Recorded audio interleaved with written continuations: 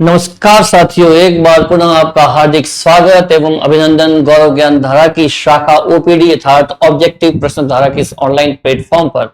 आशा है मित्रों कि आप सभी जहां पर भी हैं बिल्कुल ही खुशहाल और खुशी के साथ अपना जीवन यापन कर रहे होंगे और अपनी प्रिपरेशन को लेकर बहुत ही ज्यादा फोकस में होंगे।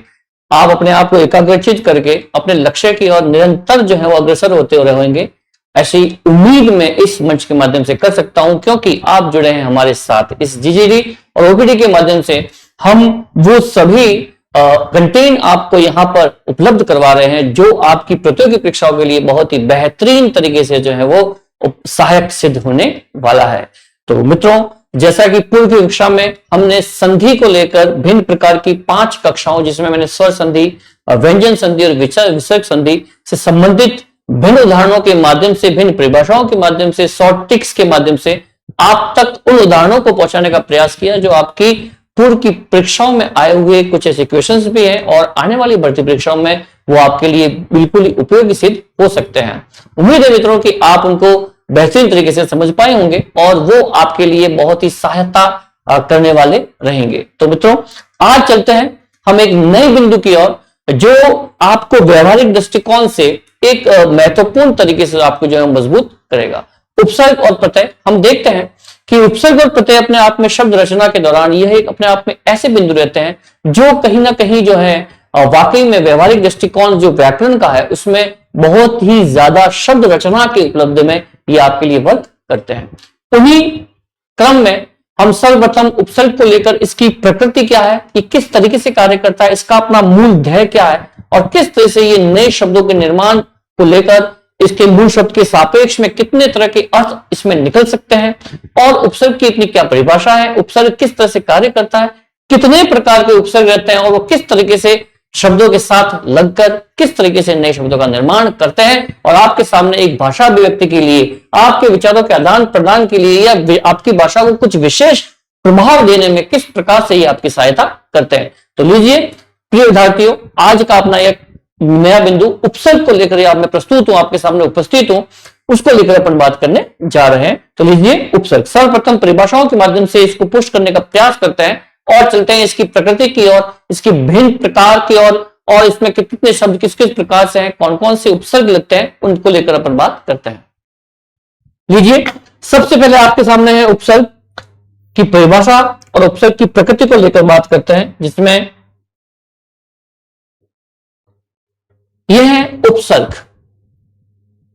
सर्वप्रथम मैं इस भाषा को पढ़ूंगा, इसकी परिभाषा को पढ़ूंगा कि किस तरह की इसकी प्रकृति रहती है। तो देखिए, भाषा प्रयोग में हम अपने विचारों का जो आदान प्रदान करते हैं, हम अगर किसी बात, जैसे मैं यहां पर हूं, मैं आपको जो बात कहना चाहता हूं या आप तक जो बात पहुंचाना चाहता हूं, उसका मीडियम, उसका जो माध्यम है वो मेरे पास सिर्फ एक ही है, वो है भाषा। हालांकि सांकेतिक भाषा भी रहती है, कुछ इशारों के माध्यम से भी आप अपनी बात को अगले तक पहुंचा सकते हैं, लेकिन भाषा अपने आप में बहुत ही सहूलियत एक बड़ा एक ऑप्शन रहता है। तो कह रहे हैं यहां पर कि भाषा प्रयोग में कुछ ऐसे मूल शब्द होते हैं जिनके अर्थ की दृष्टि से और विभाजन नहीं किया जा सकता है। लेकिन क्या कहा कि भाषा प्रयोग में कुछ ऐसे मूल शब्द होते हैं, मूल शब्द जिनके अर्थ की दृष्टि से और विभाजन नहीं किया जा सकता। जब भी आप उसका अर्थ निकालेंगे तो उसका विभाजन आप अर्थ की दृष्टि से नहीं कर सकते, ठीक है ना। तो उसके लिए इस प्रकार के मूल शब्द भाषा की अविभाज्य इकाई होते हैं, मतलब कि उन्हें हम तोड़ नहीं सकते। उन मूल शब्दों का अब वो अविभाज्य होते हैं। कैसे होते हैं? अविभाज्य, उनके टुकड़े नहीं हो सकते, अविभाज्य इकाई होते हैं। ये किसी शब्द से पहले जुड़कर नए अर्थ का निर्माण करते हैं। चूंकि ये एक स्वतंत्र शब्द के रूप में प्रयुक्त नहीं होते, इसलिए इन्हें शब्दांश कहा जाता है। ये जो उपसर्ग की बात यहां पर कही जा रही है कि ये एक तो होते हैं अविभाज्य। कैसे होते हैं उपसर्ग? कैसे होते हैं? अविभाज्य होते हैं, इनके टुकड़े नहीं किया जा सकते। ये क्या करते हैं कि किसी मूल शब्द के आगे लगकर उसके आगे जुड़कर एक नए शब्द का निर्माण कर देते हैं, इसलिए उन्हें ये स्वतंत्र न होकर इन्हें अपन क्या कहते हैं? शब्द का अंश कहते हैं, अर्थात शब्दांश कहते हैं। क्या कहते हैं? शब्दांश। यहां पर इस बात से आप भलीभांति परिचित हो जाएं कि यदि उपसर्ग के लिए कई बार ऐसे क्वेश्चन पूछे जा सकते हैं कि उपसर्ग क्या है, अपने आप में शब्द है, मूल शब्द है या शब्दांश है। ध्यान रखें ये एक शब्दांश होता है। उपसर्ग क्या होता है? उपसर्ग हमेशा ध्यान रखें कि शब्दांश रहता है, ये शब्द के अंश होते हैं और स्वतंत्र होने के नाते किसी मूल शब्द के आगे लगकर एक नए शब्द का निर्माण करते हैं। अर्थात वे शब्दांश जो किसी शब्द के आगे लगकर किसी नए शब्द का निर्माण करते हैं उन्हें हम उपसर्ग कहते हैं। तो इस तरह से ये यहां पर इस उपसर्ग की जो है परिभाषा है, उपसर्ग की अपनी प्रकृति है कि वाकई में ये भाषा प्रयोग में किस तरीके से कार्य करते हैं, ये इसकी परिभाषा है। इसको देख ले फिर एक आगे चलते हैं।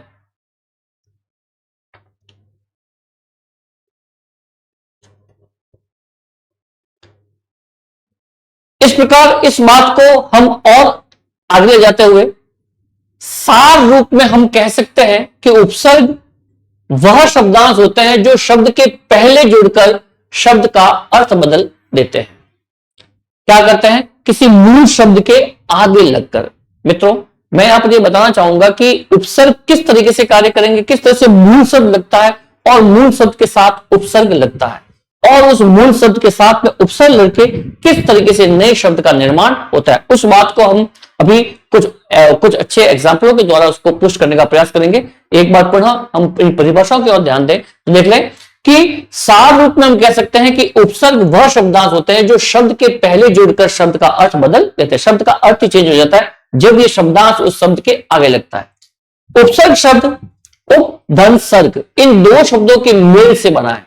ये एक शब्द उप और दूसरा है सर्ग। इन दोनों का जब मेल होगा, योग होगा, तब जाकर ये स्वयं उपसर्ग शब्द बनता है, जिसमें सर्ग मूल शब्द है जिसका अर्थ है जोड़ना या निर्माण करना। ध्यान रखना सर्ग अपने आप में मूल शब्द होता है, सर्ग अपने आप में मूल शब्द है। यदि उपसर्ग में आपको पूछ लिया जाए, यह आपकी प्रतियोगी परीक्षाओं से बहुत ही जुड़ा हुआ क्वेश्चन है, क्योंकि ध्यान रखना मैंने आपको शायद मेरी पूर्व की कक्षाओं में भी बताया हो, आज भी मैं आपको कह दूं कि जब भी कोई प्रश्न बनता है तो बेसिकली क्वेश्चन जो है जहां से टॉपिक स्टार्ट हो रहा है वहां से क्वेश्चन बनने के बहुत अधिक जो है ऑप्शंस रहते हैं। तो ध्यान रहे जहां से भी आपका टॉपिक शीर्षक स्टार्ट हो रहा है वहां पर आपकी पकड़ मजबूत होनी चाहिए, उसकी बेसिक बातें सारी आपके ध्यान में होनी चाहिए, लाइन टू लाइन वो चीजें आपको पता होनी चाहिए। यहां पर मैं कह रहा हूं कि सर्ग जो है वो अपने आप में मूल शब्द होता है। उपसर्ग में ध्यान रखें इसका अर्थ होता है सृष्टि करना, निर्माण करना, बनाना, और उप का मतलब होता है समीप, किसी शब्दांश किसी शब्द के समीप जाकर नए शब्द का निर्माण करना उपसर्ग कहलाता है। फिर देखिए उपसर्ग के भेद हिंदी भाषा में मुख्य 3 प्रकार के उपसर्ग प्रचलित है। हम जहां तक हमारी जो हिंदी भाषा का हम ज्ञान करते हैं उसमें उपसर्ग के भेद 3 प्रकार से हिंदी भाषा में, और इसके मुख्य प्रकार 3 है, जिसमें पहले है संस्कृत के उपसर्ग। संस्कृत के उपसर्गों को हम ज्यादा तवज्जो देते हैं, जो अधिकतम जो है उपयोग उनका हमारी भाषा अभिव्यक्ति में या भाषा लिखने में पढ़ने में अधिकतम उसका प्रयोग होता है संस्कृत के उपसर्गों का। ये टोटल 22 प्रकार के हैं, उन 22 प्रकार के उपसर्गों को, उनके उदाहरणों को हम यहाँ पर देखने का प्रयास करेंगे। फिर कुछ हिंदी के उपसर्ग भी है और फिर कुछ उर्दू और विदेशी भाषा के उपसर्ग भी रहते हैं। तो इस प्रकार से ये 3 टाइप्स है और ये इसकी प्रकृति है। देख ले इसे।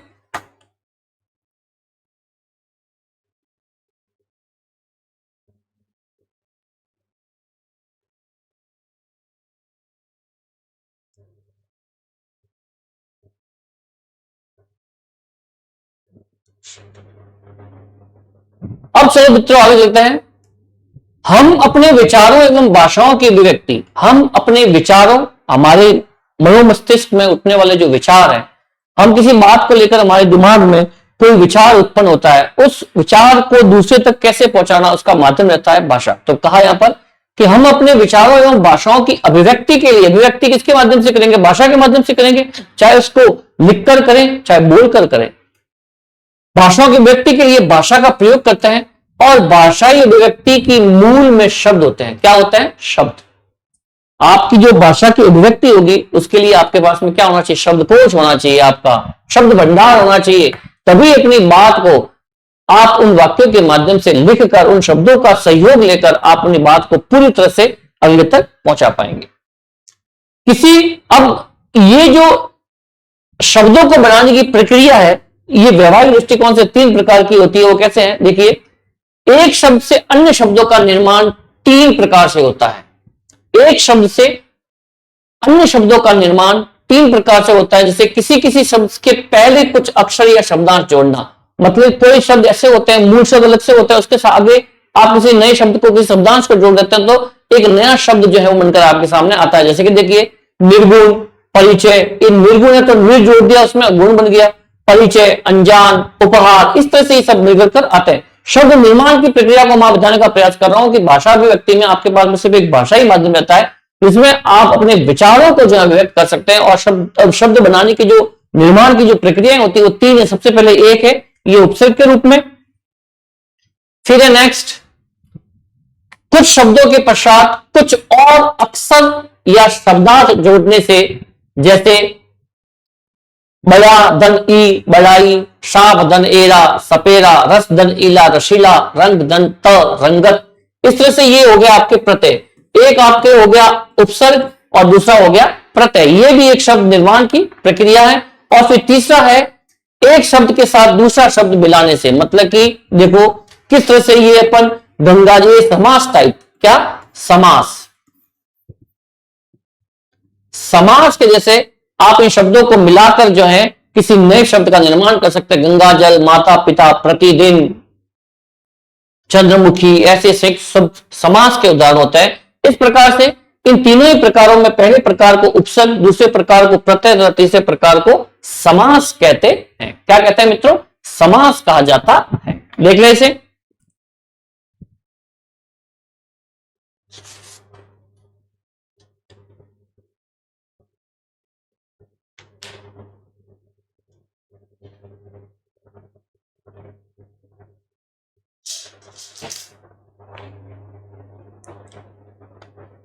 इस तरीके से हमने इन शब्द निर्माण की 3 प्रक्रियाओं को पढ़ा, जिसमें सबसे पहले हमने बात की उपसर्ग के शब्द किस तरीके से होते हैं, फिर बात की हमने प्रत्यय को लेकर, और फिर बात की हमने समास को लेकर। वैसे संधि में भी इस तरह की बातें होती है, जो नए शब्दों का निर्माण हमारे सामने विकास स्वरूप होता है, ठीक है ना। तो ये शब्द निर्माण की प्रक्रिया है। और इस शब्द रचना में भाषा की महत्वता बढ़ाना और भाषा का निर्माण किस प्रकार से होगा, तो उसके वे, इसके पाठ जो है वो यही रहते हैं। अब चलिए हम और इस उपसर्ग को बड़ी ही बारीकी से देखने का प्रयास करते हैं कुछ उदाहरणों के माध्यम से। तो देखिए, सर्वप्रथम मैं आपको बता दूं कि उपसर्ग,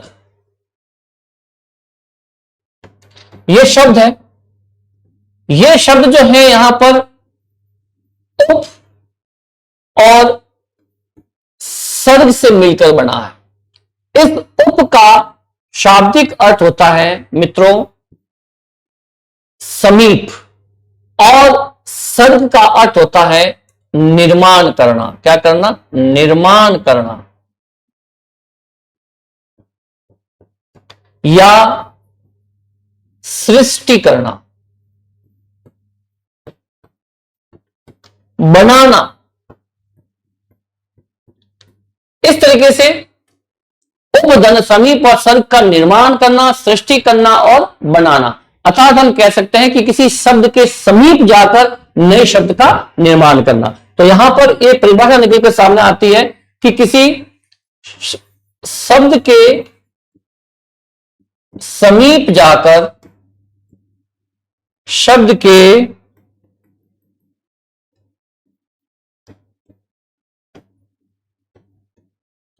समीप जाकर नए शब्द का निर्माण करना, यह अपने आप में एक तरीके से एक कंसेप्ट है इस उपसर्ग का। कि उपसर्ग, उप का मतलब समीप और सर्ग का मतलब निर्माण करना, सृष्टि करना या बनाना। किसी नए शब्द का निर्माण करता है, अर्थात किसी शब्द के समीप जाकर नए शब्द का निर्माण करना। ध्यान रखें, उपसर्ग एक शब्दांश है। क्या है, शब्दांश। अपने आप में एक स्वतंत्र न होकर यह किसी नए शब्द, किसी मूल शब्द के आगे लगकर नए शब्द का निर्माण करता है। इस प्रकार ये शब्द के समीप जाकर नए शब्द का निर्माण करते हैं। अब देखिए, ध्यान रहे कि जब किसी नए शब्द का निर्माण होता है तो उसमें उपसर्ग और मूल शब्द। जब भी उपसर्ग जो है किसी मूल शब्द के आगे लगता है तो विकार स्वरूप एक नए शब्द का निर्माण होता है, एक परिवर्तन होता है और एक नए शब्द का निर्माण होता है। तो ध्यान रहे कि जब भी इस उपसर्ग और मूल शब्द को मिलाकर कोई नया शब्द बनता है, कोई नया शब्द बनता है तो उस शब्द के अर्थ में उपसर्ग और मूल शब्द का अर्थ निहित हो तभी वो मान्य होगा। यदि आप किसी नए शब्द का निर्माण कर रहे हैं तो उसमें उपसर्ग और मूल शब्द दोनों का ही अर्थ निहित हो उस नए शब्द में, तभी वो मान्य रहेगा। अदरवाइज क्या रहेगा कि वो शब्द जो है वो अन्य में चला जाएगा। हमेशा जब भी उपसर्ग को जोड़कर किसी मूल शब्द के आगे आप नए शब्द का निर्माण करते हैं तो उसमें उपसर्ग और मूल शब्द दोनों का अर्थ निहित हो। यह एक मुख्यतः बात आपको ध्यान रखनी है। अर्थात हमें ध्यान है कि यहां पर जो एक बलिभाती यहां पर जो इसकी परिभाषा रहती है, उसमें परिभाषा में अपन बात करें तो वे शब्दांश जो किसी मूल शब्द के आगे जुड़कर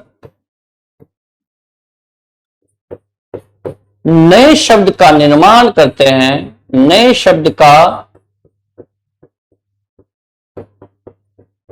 निर्माण करते हैं, नए शब्द का निर्माण करते हैं, उपसर्ग कहलाते हैं। यह इसकी एक सामान्यतः भाषा है और इस बात को यहां पर भलीभांति आपको देखना है कि किस तरीके से उपसर्ग और इसका जो है अर्थ निहित होना चाहिए, किस तरीके से ये समीप जाकर नए शब्द का निर्माण करते हैं। इसको देख लिया आप, फिर इसी कंसेप्ट को थोड़ा सा आगे और ले जाते हैं।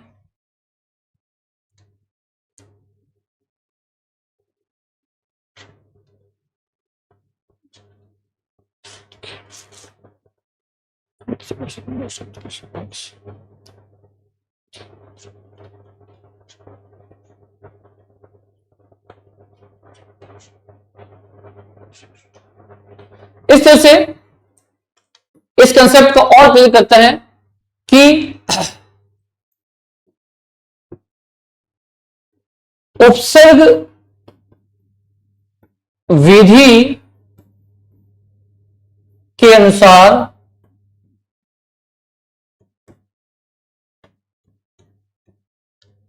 बने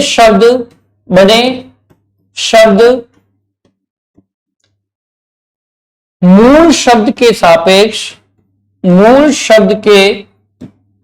सापेक्ष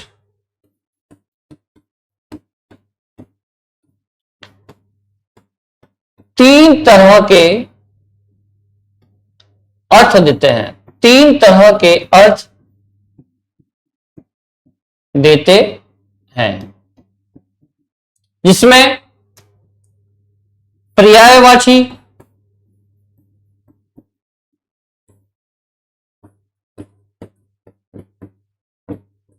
विनाश,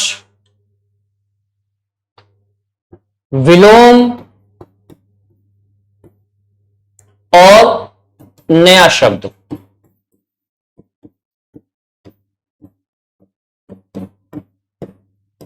प्रहार, विशेष,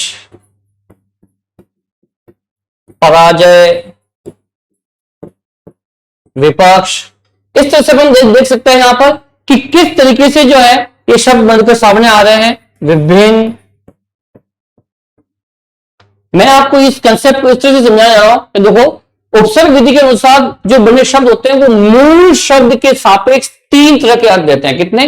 तीन तरह के। इस उपसर्ग विधि से बने वो शब्द है और तीन तरह के अर्थ दे सकते हैं। उससे पहला पर्यायवाची भी बन सकते हैं, विलोम भी बन सकते हैं और नए शब्द के दौरान एक नए शब्द का निर्माण भी हो सकता है। अब देखो पर्यायवाची शब्द था नाश का विनाश, नाश का हम विनाश भी कह सकते हैं, भिन्न को विभिन्न भी कह सकते हैं। पर्याय के रूप में भी जो है उपसर्ग से बने हुए शब्द जो है वो आपको अर्थ दे सकते हैं। फिर विलोम के रूप में जय का पराजय, पक्ष का विपक्ष, तो ये भी शब्द जो है मूल शब्द के सापेक्ष में उपसर्ग से ही निर्मित शब्द है और यहाँ पर विलोम शब्द भी बन पा रहे हैं, पर्यायवाची भी बन पा रहे हैं और एक नए शब्द के रूप में एक हाथ से प्रहार, विशेष हाथ, ठीक है ना, और एक विशेष के रूप में, शेष से विशेष के रूप में एक नए शब्द का निर्माण भी यहां पर हो रहा है। तो इस तरीके से हम कह सकते हैं कि उपसर्ग से बने हुए शब्द जो है वो मूल शब्द के सापेक्ष किस तरह से तीन अर्थ ले सकते हैं। देख लें इसे, फिर हम आज कुछ जो भी उपसर्ग आपके टाइप्स हैं उन सभी उपसर्गों को देखने का प्रयास करते हैं।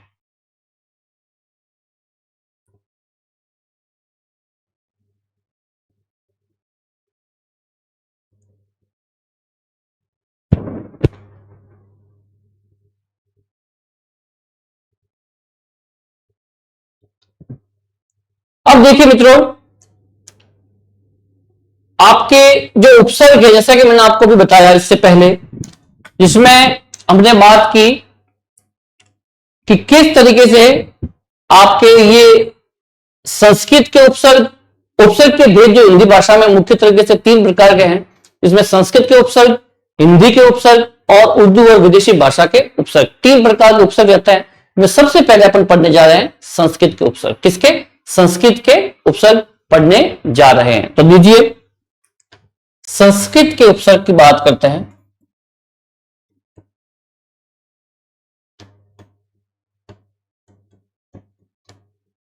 इसमें टोटल 22 उपसर्ग है। उन 22 उपसर्गों को देखने का प्रयास करते हैं।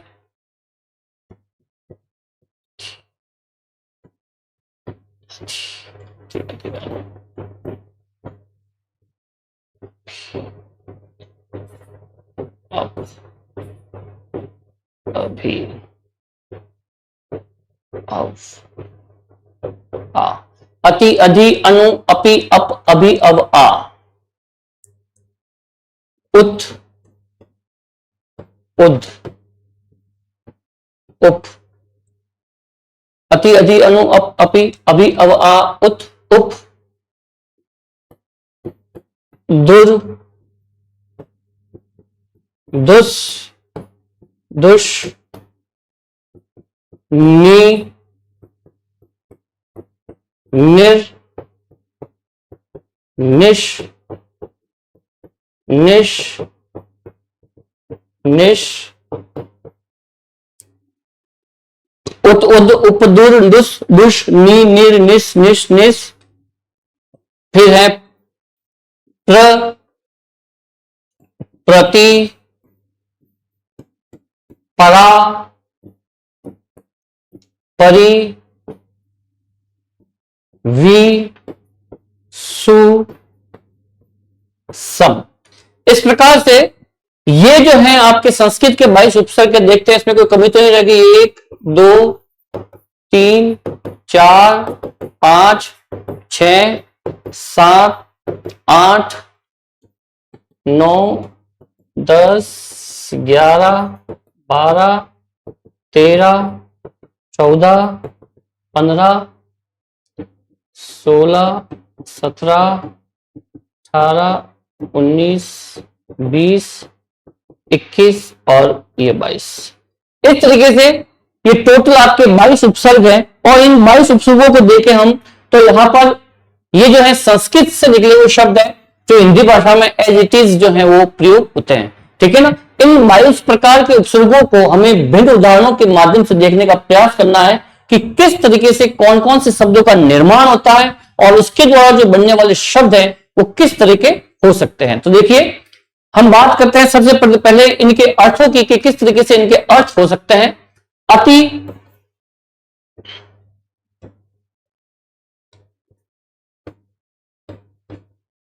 अधिक या ऊपर, अधिक, ऊपर, प्रधान, अणु, पीछे, या सादृश्य, या समान भी कह सकते हैं।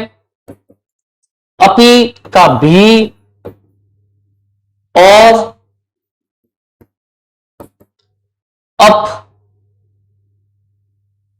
अभी का पास या सामने, अव का बुरा या कमी, आ का सीमा या चार और भी कह सकते हैं। उत का उच्च या श्रेष्ठ। मित्रों, हालांकि इन उपसर्ग, ये जो 22 प्रकार के उपसर्ग है, विशेषतः यही आपके कार्य करते हैं और प्रतियोगी परीक्षाओं को लेकर भी ये जो उपसर्ग है आपके विशेष रहते हैं। अर्थात ध्यान रखें कि इनके द्वारा जो बनने वाले शब्द हैं, जिसमें उपसर्ग की पहचान, किस शब्द में कौन सा उपसर्ग लगा है, टोटली ये संस्कृत से निकले हुए 22 उपसर्ग है। इन 22 उपसर्गों से बनने वाले शब्द जो है वो आपकी परीक्षाओं के लिए बहुत ही उपयोगी होते हैं। इनके अर्थों को भी जानना बहुत ही आवश्यक है और साथ ही इनके शब्दों को जानना भी, और किस उपसर्ग में कौन सा मूल शब्द है और कौन सा उपसर्ग है, इस बात का भलीभांति आपको परिचय होना चाहिए। उसके लिए सबसे पहले आपको पता होना चाहिए कि वो 22 उपसर्ग है कौन से और उनके अर्थ क्या होते हैं। जब आप किसी शब्द के अर्थ को ढूंढते हैं, अगर उसमें उपसर्ग को पहचान ले तो आपके पास में एक मूल शब्द जो है वो निकल कर सामने आ जाता है और उस मूल शब्द के अनुसार आप उसके जो है एक सुस्पष्ट अर्थ तक जो है वो पहुंच सकते हैं।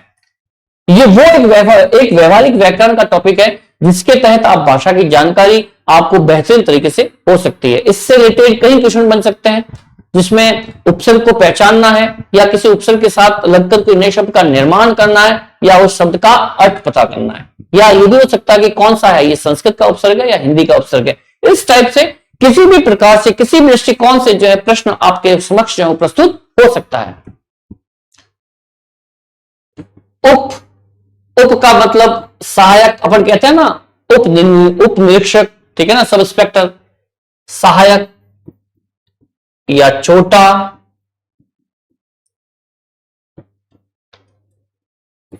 दूर का मतलब बुरा या कम, कमी। दुस, कठिन या विपरीत भी कह सकते हैं।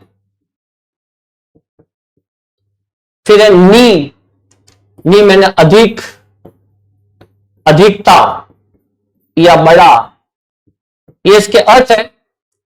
फिर निर, वही बुरा, कठिन, विपरीत, इसमें भी सेम यही है, बुरा,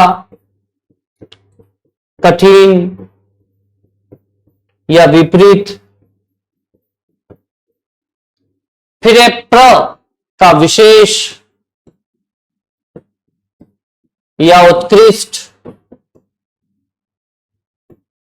प्रति का मतलब विरुद्ध। परा का मतलब विपरीत या उल्टा।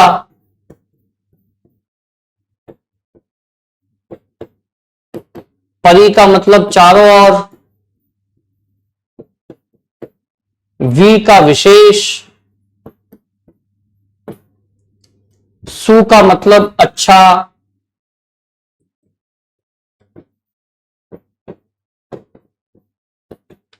सम का मतलब समान। इस तरीके से हम देख सकते हैं कि इनके अर्थों को पहचान सकते हैं कि किस तरीके से जो है ये उपसर्ग है और इनकी क्या पहचान है, इनके अर्थ क्या है और इनसे बनने वाले शब्द कौन कौन से बन सकते हैं। वो अपन निरंतर जो है एक एक उपसर्ग को लेंगे और उनसे बनने वाले शब्दों को यहां पर देखने का प्रयास करेंगे। देख लें इसे, फिर आगे चलते हैं।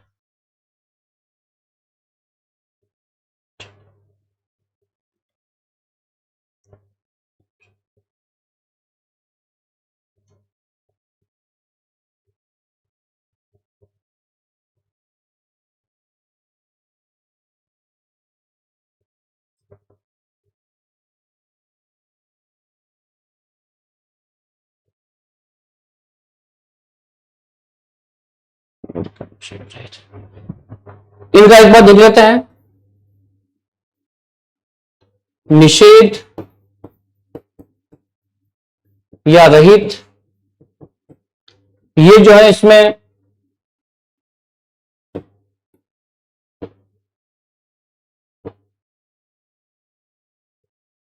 कुछ इधर उधर जोड़ते हैं। निषेध बिना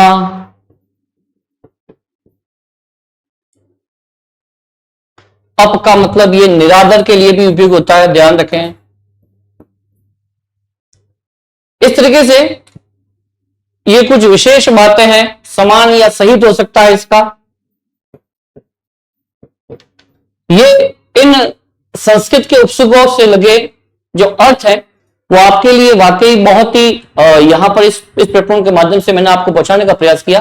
अर्थात उपसर्ग को जो है आप भलीभांति पहचाने, इसकी परिभाषा के माध्यम से उपसर्ग का वाकई में क्या प्रयोग है, उपसर्ग किस तरीके से मूल शब्द के अर्थ के साथ में लगकर एक नए अर्थ देता है, जिसमें पर्यायवाची विलोम और आपके सामने एक नए शब्द के निर्माण को लेकर भी रहते हैं। इनमें आपने देखे 22 उपसर्ग और 22 प्रयोगों के अर्थ। आगे हम चलेंगे और इनके साथ में जो है एक एक उपसर्ग को लेकर नए नए शब्दों का निर्माण किस तरीके से हो सकता है उसको ऊपर देखने का प्रयास करेंगे। तो आज के लिए मित्रों इतना ही, मिलते हैं अगली कक्षा में। जब तक के लिए नमस्ते, नमस्कार।